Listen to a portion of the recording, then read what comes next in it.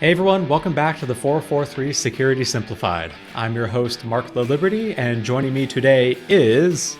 Corey Stretchy Knockriner. I couldn't think of anything, but my back felt like it needed a stretch, so there you go. Stretchy, are you like Gumby or something? Yeah, Gumby Knockriner. Who's the Incredible's wife? What's her name? I wish I could do that. Yeah. Anyways, on today's episode, we are not discussing stretchy superheroes. Instead, we are covering another publication from CISA and the NSA with some pretty good guidance. I thought you said we weren't discussing superheroes. Hey, CISA? There you go. Shout out to NSA and CISA. Additionally, we'll be covering other superheroes and the new rules coming from the SEC, and then ending with more superheroes in a law enforcement takedown of a popular cybercrime forum. Man, this is all government all the time with us now, Mark. What's going on? Sponsored by the FBI.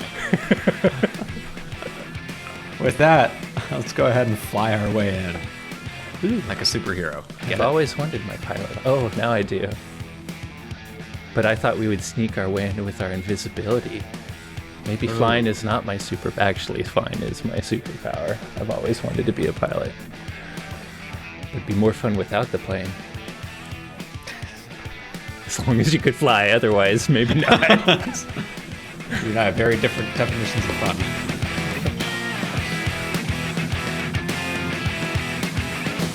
So let's start this week with, actually, I feel kind of bad. Every single week, I feel like we start with something out of CISA. Which honestly, this is a good thing. CISA has been putting out a lot of really quality content and reports and everything lately. So yet again, for another week in a row, potentially, we're going to start with another publication from our friends at CISA and the NSA, where just last week they released the recommended best practices for InfoSec professionals who manage digital identities. Basically, it's this big old 31-page document that's a part of the NSA's Enduring Security Framework initiative that they started relatively recently. They, in the document, point to the 2022 Verizon Data Breach Investigations Report, which had this big old splashy stat of 80% of attacks leverage stolen credentials. And basically, this document is a collection of best practices and like tactics and techniques that adversaries are using all around identity and access management for all organizations, not just critical infrastructure, but everyone can use this one. They point to a few specific examples in recent years. 2021, there was the Colonial Pipeline attack that involved a stolen VPN credential. 2021 as well, the Oldsmar, Florida water supply attack, where a stolen remote access credential to, I think it was like go to my PC or something equivalent. And then a 2022 water treatment plant attack in the UK that also leveraged stolen credentials. And basically through the report, it's designed to give guidance and mitigations against the most common techniques by threat actors. They have a whole list of things. Some of them, though, are like creating new accounts to maintain persistence, assuming control of accounts of former employees that you didn't properly deactivate, various types of exploits against authentication, and abusing stored local credentials on machines that they're able to gain access to. And they do this by bucketing into 5 specific categories of mitigation techniques, which we'll go over at like a high level throughout this section of the episode. The first main technique is all about identity governance. So basically, who gets to log in when, how, and more importantly, what happens if they move or leave. Exactly. So they describe it as the process by which an organization centralizes and orchestrates its users and service account management. And they pointed out 3 main critical lifestyle events that organizations should focus on when it comes to identity governance. So there's properly provisioning new accounts based off of what the minimum requirements are for what they need. So when you get a new user or a new contract you're working with, not just, cloning some other account, but figuring out exactly what they need to do their job and provision the account based off of that. They've got preventing privilege accumulation for users when they change roles. So if an employee gets promoted or moves to a different department, making sure you don't just tack on those new privileges to the old ones, but you're also cleaning out what they no longer need. Yeah, maybe I'm in support and my account has keycard access to a test lab that's part of support, but then I move to product management and my keycard still has access to that test lab. Why? I don't need it anymore. Exactly. And then leaving. So properly terminating user accounts when the user leaves and not just leaving them open. Because even if that user isn't logging in anymore, like they potentially still could. Or maybe that account was compromised at some point. Now an adversary can get in. So just basically keeping your house in order is all of the guidance in this section. And it's stuff that like I feel like most organizations probably do a lot of this well enough to varying degrees. But it's all about... You'd hope. We've seen historical accounts before at places that should have gotten rid of them. But the purpose of at least this section of their best practices is to specifically focus on onboarding, maintenance, and offboarding user accounts to make sure you don't have old legacy accounts or over-provisioned Join, ones. move, and leave. Yep, exactly. The second major category is environmental hardening. So making sure that the foundations and implementations of your identity and access management are sufficiently secured, assured, and trusted. They basically say this makes it harder for a bad actor to exploit the IAM components and software. And they broke it down into like 3 steps that you should go through and then a list of like best practices when it comes to this section in environment hardening. So if we go to the 3 steps, the first is do start with an inventory and asset management within your organization. Basically, you can't do access management if you don't know exactly what systems are in your company that people would potentially access. You need to have an inventory or asset management system to track these assets in your environment. And then once you've done that, you can identify asset connectivity. So consider the exposure of assets to threats and the architectural designs and security mechanisms you have intended to isolate them. Things like network segmentation, the principle of least privilege, basically like zero trust, or in this case, even just zero trust light, basic principle. You of hope privilege. there's zero trust, but you need to identify all the access points in order to create those zero trust policies. Yep. As part of this, the next step is identify value of assets. So basically they label it as figure out what your crown jewels are in your company. What are not just in terms of like business and enterprise function, but even data as well too. Like what would be extremely detrimental to your company if it went offline or if it was compromised and the data was exfiltrated out of your organization? Because this is going to dictate what levels of controls and additional monitoring you might do for these systems. So none of this is really like groundbreaking. This is all basics that organizations should follow, but maybe laying it out in checklist form can help get buy-in from leadership teams. I don't know.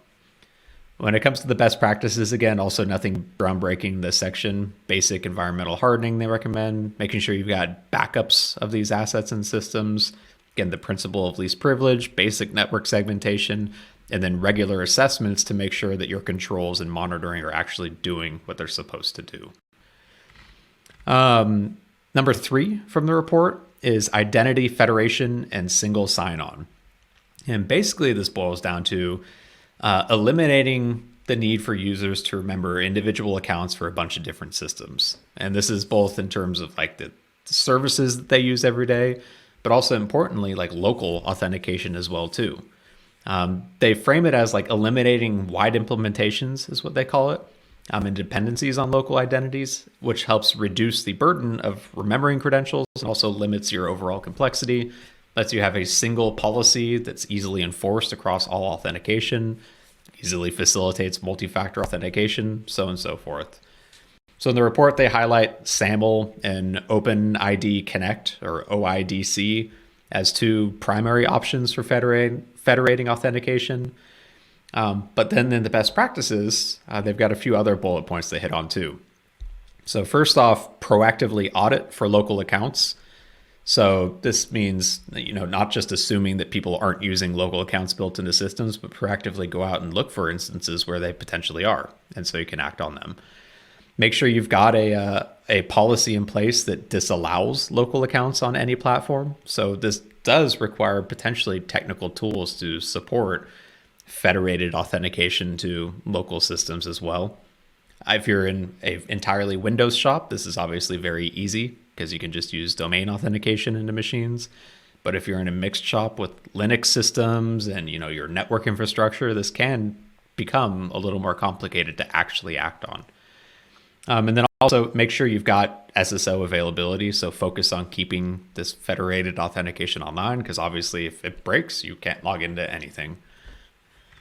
So again, not anything groundbreaking, but still, I felt like a good section to highlight there. Number 4 is something that you, me, and everyone in security has been preaching from the rooftops forever, and that is multi-factor authentication. I don't think we have to explain what MFA is to anyone that is listening to here, but they did point to the fact that not all MFA solutions are created equal, and they recommend following NIST's SP, their special publication 800-63 for guidance on which ones to use. And they even gave a few examples too. Like maybe for a admin logging into a database, you have a stronger form of multi-factor authentication requirement, like a FIDO key. Whereas a unprivileged user accessing a uncritical, non-critical system, maybe you can allow lower forms of MFA there too. So they seem to try and strike a balance between like strength and usability for users, recognizing that not all MFA is created equal. And so that was good to see. They did, for best practices, recommend you regularly test and patch your MFA infrastructure to make sure it stays resilient.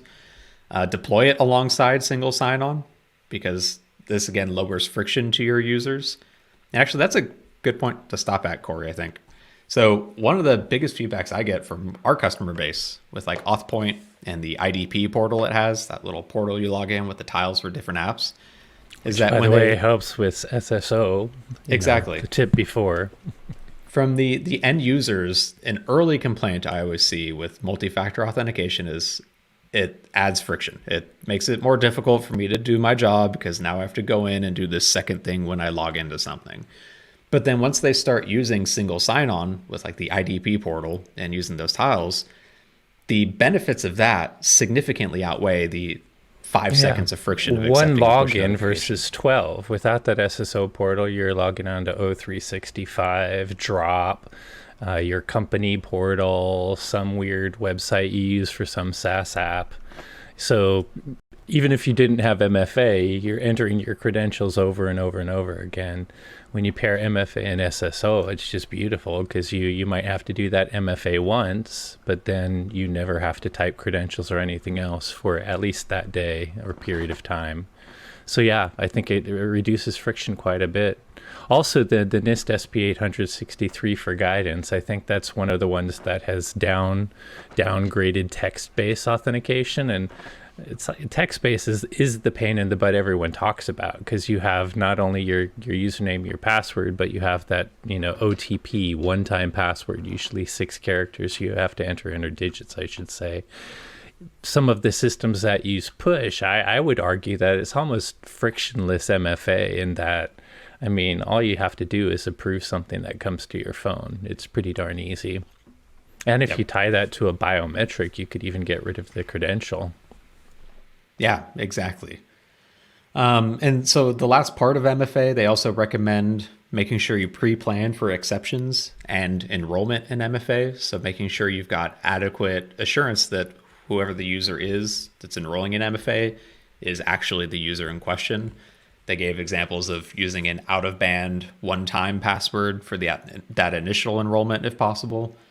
Just other ways to harden this as well too. And I think that's a good thing to point out, because it was the SolarWinds breach, where the threat actors used the SolarWinds vulnerability to get into Mandiant or FireEye's network. And it was when that threat actor then went to go add an additional MFA authenticator to the compromised account, that tripped off the alarm bells, because Mandiant were monitoring authenticator additions onto user accounts. Having a second one added is a rare enough occurrence. Like, yes, people get new phones and potentially need to add a new one, but it's rare enough that you can flag it and investigate. In this case, they identified that attack and ultimately identified the whole SolarWinds breach and malware within the software updates from that too. Let's see. And then finally, number 5 from the report was IAM auditing and monitoring. So not only check for compliance, but monitor for threat indicators and anomalous activities.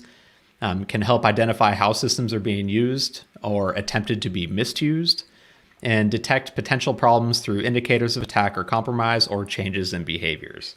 Basically, it boils down to get a baseline of normal activity for your users, your environments, different access patterns to specific systems or assets. And then based off that baseline, look for anomalous activity.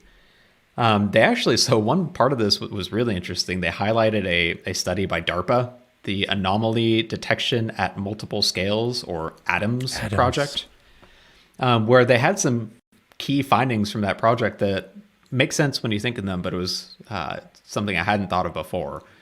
So first off, malicious users are more active and choose to, quote, do nothing significantly less times than benign users.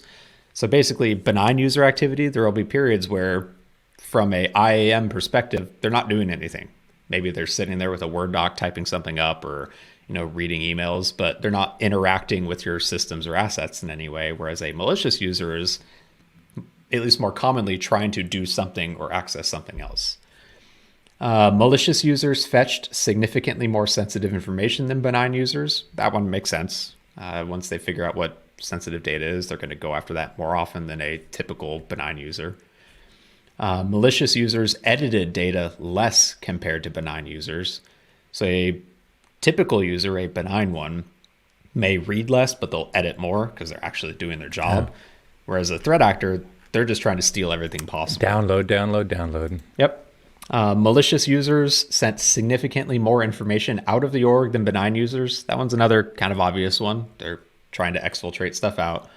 And then malicious users fetched significantly less unsensitive data in contrast to benign users. So if you look at the types of data they're accessing, for the lower severity ones, they're accessing it less often than a benign user.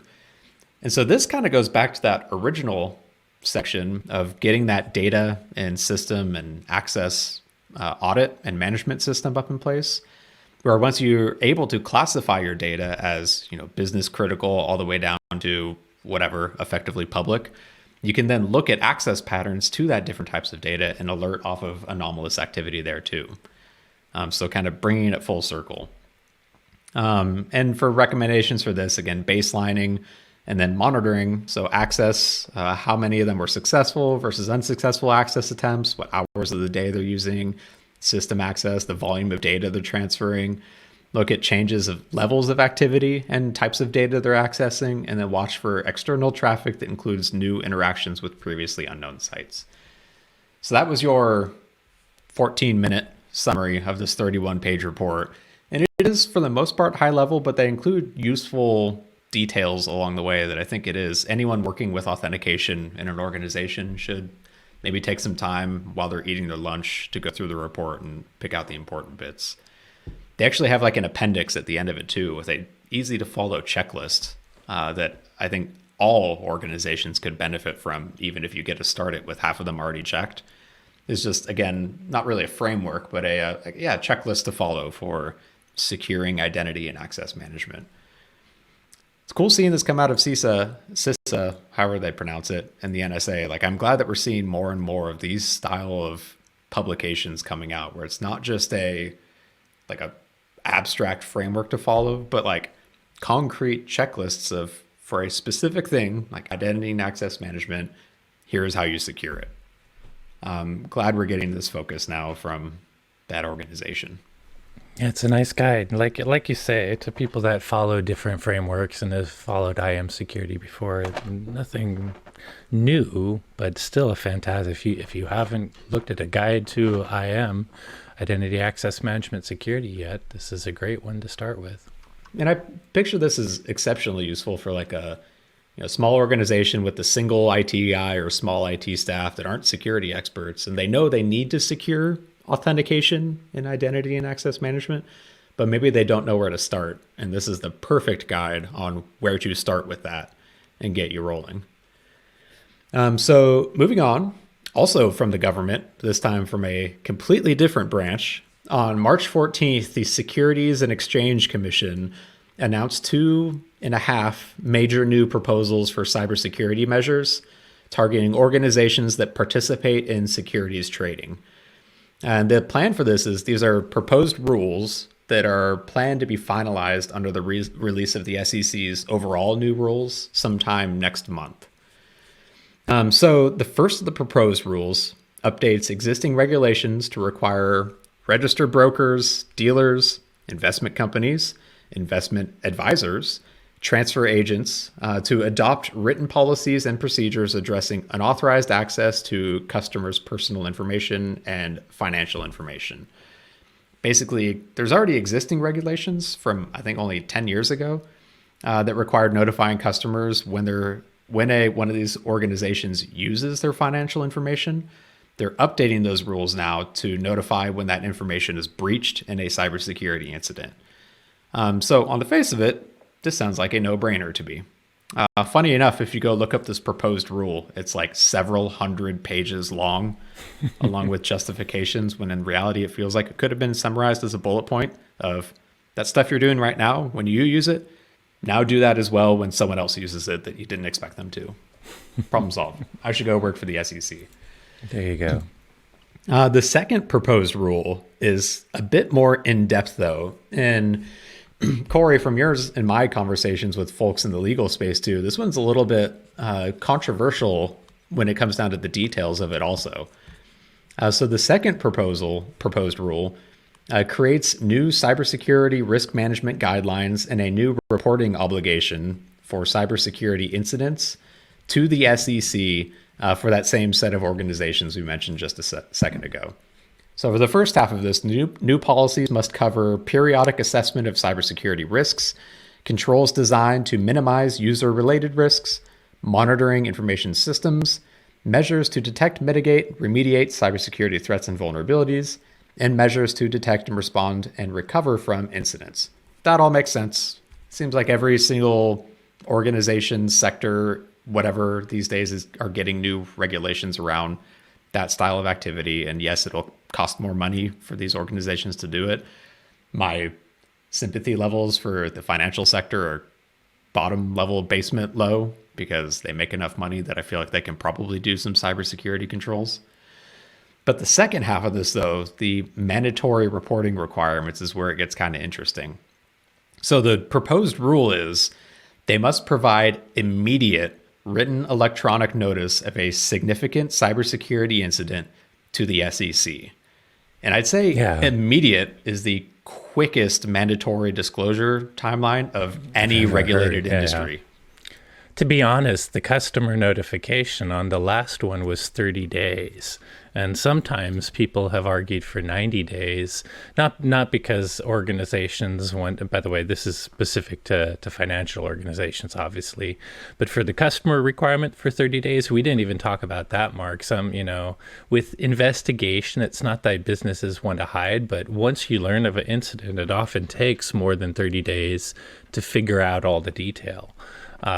So even the first one for customer notification in 30 days, I thought was kind of quick, but this one, immediate. Hello. Being that the SEC is also the government, have they not thought about government investigation? Because I tell you what, if you're coordinating with other investigative authorities, like, I don't know, the police, the FBI, etc., they may not want you immediately reporting something that they might be investigating with you. So it is kind of interesting that it's immediate. Yeah. And I have to see admit, how that goes. I did not read the 503-page entirety of the proposed rule change, but I know initial proposals for it did not carve out exceptions for when you are like under a gag order from a federal agency or part of an active investigation. Well, I assume if you had a legitimate, like order from a court, we jokingly call it gag order, but I'm sure it has some very specific legal name, that might override it. But still having to do that, I just think you and I are for notification. Like, this does matter. customers that have their finances with the people that have to follow this, or the organizations that have to follow this, it's important to me as a customer of some of these sectors, financial services, that I know of things quickly, because I think the reason you might argue that the financial sector needs to inform people quicker is, we see it with the collapse of the Silicon Valley Bank. They if a bad thing happens, there can be quite big economic consequences. So I think the SEC just wants to figure it out quickly. But it's just, I'm sure there's exceptions. I think the immediate just is, it's scary for organizations. Not that they don't want to be transparent. Even ones that want transparency want to have a little time to figure out what really happened and what really got lost. And like you said, you and I are both very for pro notification. But I have to ask, what is the value of a immediate notification? There was an incident. Okay, what kind of data was accessed? We don't know. Who was impacted? We don't know. Who was it? We don't know. You're not going to have answers to any of those questions from the get-go. I wish I didn't read the 500 either, but I guess, what is the SEC's purpose of knowing? I haven't, I've only been reading the fact sheet for this one, but is it notify the SEC, not notify the world? This is the SEC. Yeah. So maybe the SEC's intention isn't to, when you immediately notify them, it becomes public to everyone. Maybe they just, if the reporting is a big bank that suddenly had a huge breach, that could literally, tank stock markets, make bank runs and things like that. So I guess from the SEC's perspective, they want to know immediately, not because they're going to force it public immediately, but because they need to take time to act as a government agency to offset that bank run and consider things they might do to economically. So I'm making crap up. I'm trying to imagine why it would be immediate, but that's I guess I should point out that maybe this immediate reporting is just to the SEC, and if their intention is not yet to make it public, to still give you time to investigate, they just want to know very early in the process, and if they have some sort of privacy clause of their own where they will keep it private until the mandatory public disclosure. I can see but it would be difficult. Yeah. The SEC's favorite thing to go after is insider trading and things like that. And I could see it as another piece of that, where as a impacted organization, notifying the SEC so that they can see suddenly if your executive board sells off a bunch of shares, which would be considered insider trade. So, okay, I guess that makes sense in that context. I would be curious if their intention is to learn from you immediately, but not share it publicly until required. That would change things a little. Either way, though, it is a burden because, when you first learn about this as an organization, you got a lot to do. Your plate is full of just normal stuff, and now you have to remember this other organization that you have to inform, which means they're going to be reaching out to ask you more questions, taking more of your time while you're in the middle of the investigation. So it is still a burden, even if it doesn't make it public. And now the SEC has the strongest mandatory disclosure. Well, soon they will have the strongest, or at least most rapid mandatory disclosure timeline of anyone that I'm aware of. Yeah, I think there's one state that does 30 days for mandatory disclosures for customer information for normal organizations. I can't remember which it is. It's not very. It's one of the East Coast, Vermont or something like that. But most of them, I think, are 90 days for mandatory disclosure. Well, in critical infrastructure, it's quite a bit more rapid. Thanks to CISA, it's 48 hours or 72 hours now. But critical even that, infrastructure is different. It's not instantaneous like this is. So. Well, we'll see. Again, this is all, they're proposed. They're now open for comment until April. And I think, as with anything in cybersecurity, there will probably be quite a few comments on this one from potentially impacted or regulated organizations. So moving on to the last one.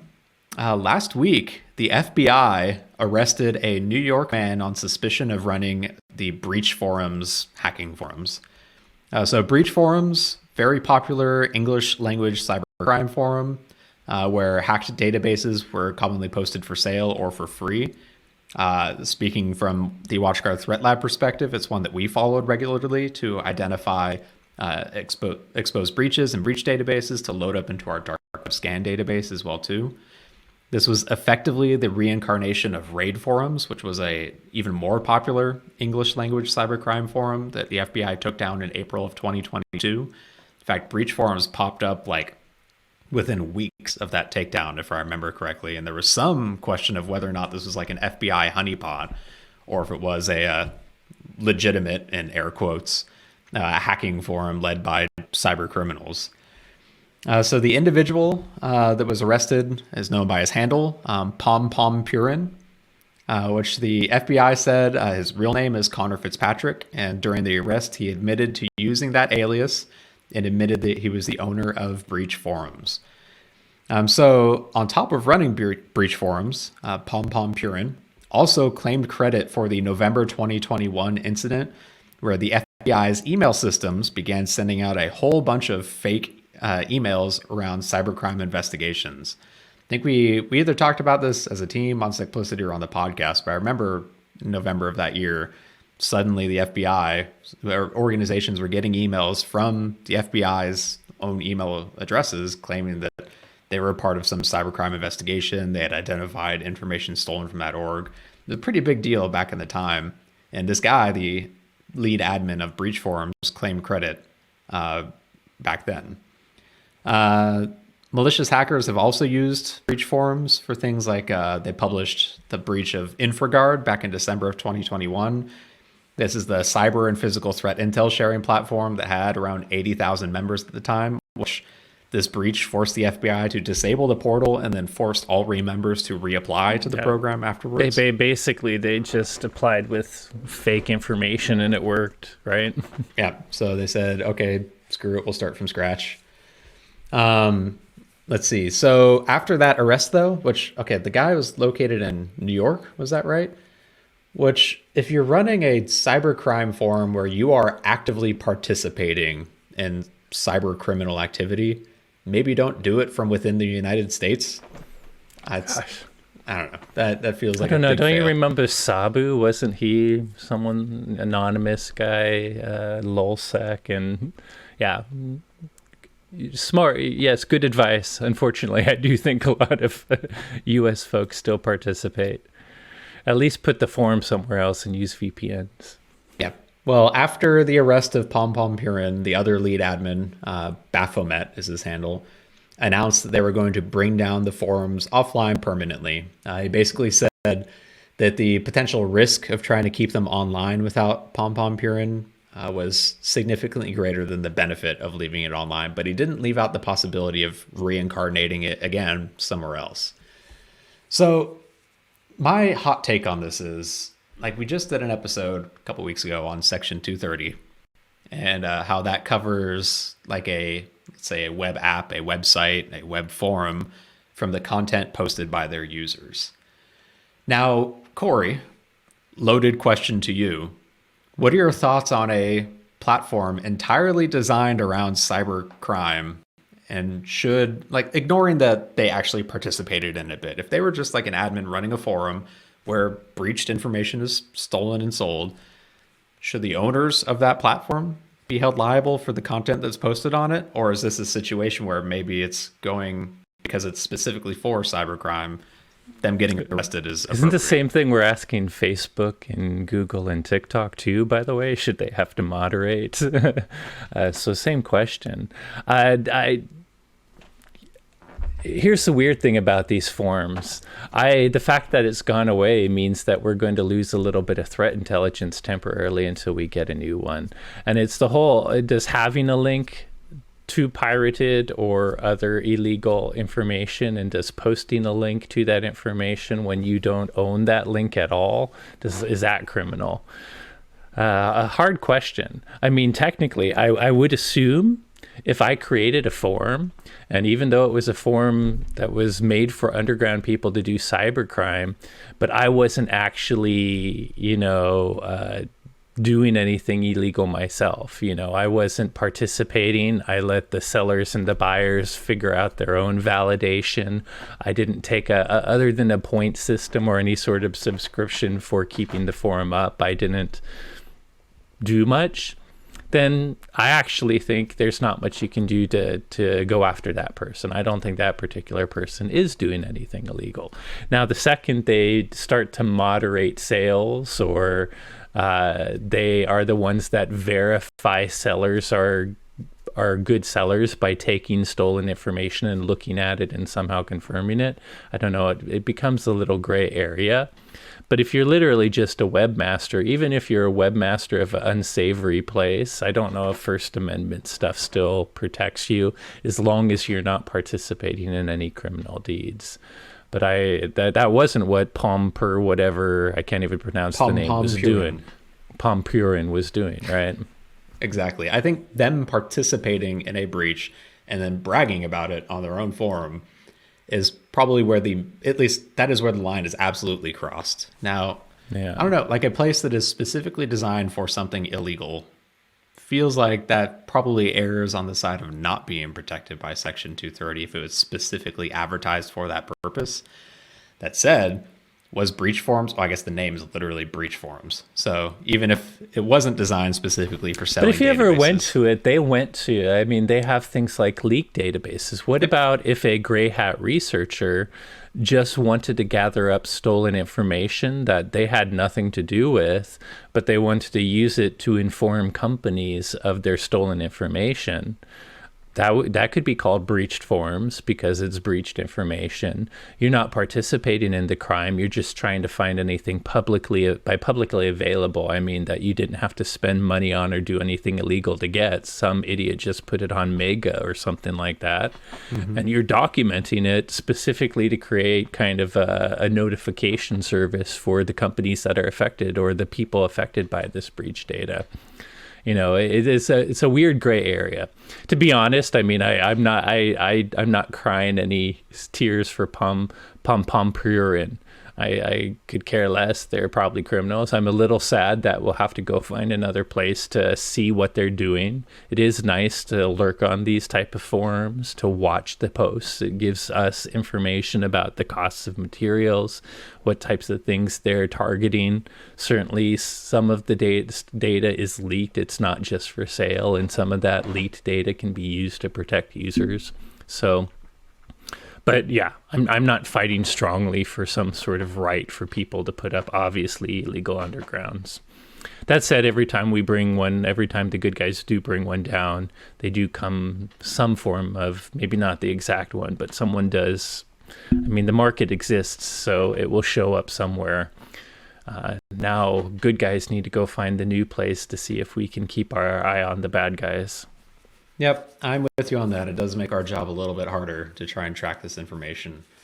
But from the FBI's perspective, I understand wanting to shut down a cyber. It's a good takedown. Yeah, I mean, the best way to stop them from crime is to disrupt their ability to make money. And this is where they sell and buy often. So I definitely think it's, I mean, for a while, it seemed like the good news of them taking down raid forums wasn't so good when breached came right back. But obviously, they have follow through at the FBI.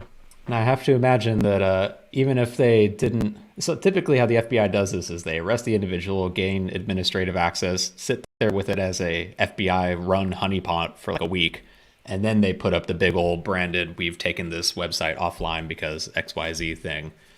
Even though the other administrator is manually bringing the site down now, I bet in a week from now, we'll probably see that FBI logo plastered on the domain name anyway. So, well, I guess time to start hunting for the next reincarnation of this English language cybercrime forum. Any guess on what the name of that one will be? We had raid forums, breach forums, maybe, I don't know, sneak forums, hide forums, go away FBI forums. Not up for long forums. Exactly. Ephemeral forums. There we go. But either way, good for the FBI. They arrested someone, and especially someone that specifically hacked them. So I bet there's a little bit of cathartic happiness going on in the agency right now. Cheers. Yeah, by the way, just the arrest, that is cool. Last time, they don't always arrest people when they take down these forums because it's pretty easy to anonymize, and some of the people running them are international. So just actually getting a person that's responsible for cybercrime always feels like a great win to me.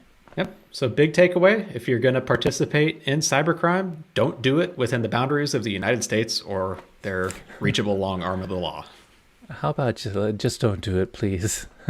If you're smart, well, that's not true. Actually, cybercrime has become pretty easy with all the affiliate crap and the exploit kits that are pre-made for you. But typically, if you're smart enough to do this kind of thing, you're smart enough to make good money another way.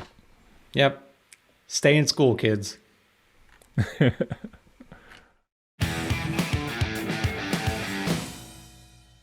Hey everyone, thanks again for listening. As always, if you enjoyed today's episode, don't forget to rate, review, and subscribe.